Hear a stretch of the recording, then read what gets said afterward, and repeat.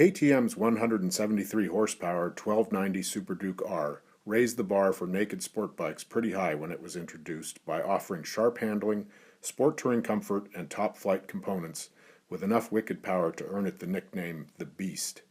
At a glance, the new 1290 Super Duke GT Sport Tourer could be mistaken for simply an R model with a windscreen and bags, but in fact the GT has been entirely rethought for its mission. Up front, the headlight and instrument panel jump from the fork to a new frame-mounted fairing topped with an adjustable windscreen.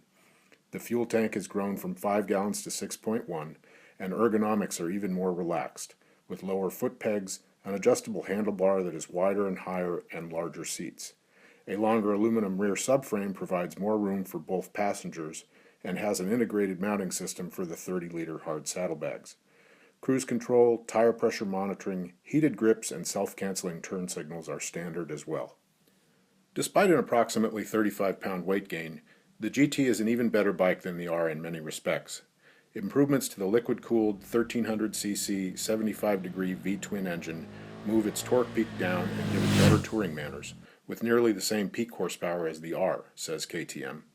On the jet tuning dyno, our last 1290 Super Duke R test bike made 152 horsepower and 93 pounds-feet of torque at the rear wheel. The GT powers out of corners even more smoothly and is easier to manage at lower speeds, yet it still roars when you twist its tail. A standard quick shifter allows clutchless upshifts, and the GT wears Pirelli Angel GT tires that offer superb grip with good feedback. Safety intervention technologies such as sport, street, and rain riding modes, lean angle sensitive traction control, and multi-mode ABS are carried over, and the GT adds cornering ABS to the Superbike spec Brembo triple discs with combined front-rear braking. Perhaps the most useful and interactive feature of the GT is its semi-active suspension, a second generation of the system found on the 1290 Super Adventure. The rider sets rear spring preload at a stop, and while riding the suspension damping is continuously adjusted in milliseconds for the conditions in the set mode. Everything is easily controlled with the mode switch on the left bar and displayed on the LCD trip computer display. At the bike's introduction on the Spanish island of Majorca, the riding consisted largely of twisting seaside roads, narrow village lanes, and fast straights through the island's farmland, with some high-speed highway riding for good measure.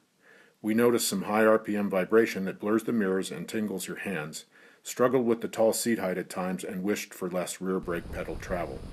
Otherwise, the 1290 Super Duke GT seems nearly flawless, the perfect sport touring machine for a rider who doesn't want to give up sport bike levels of engine performance and handling. It's comfortable for all-day riding, offers decent wind protection, makes enormous power, and does indeed handle and stop like a sport bike. We can't wait to get our hands on one stateside for a full test.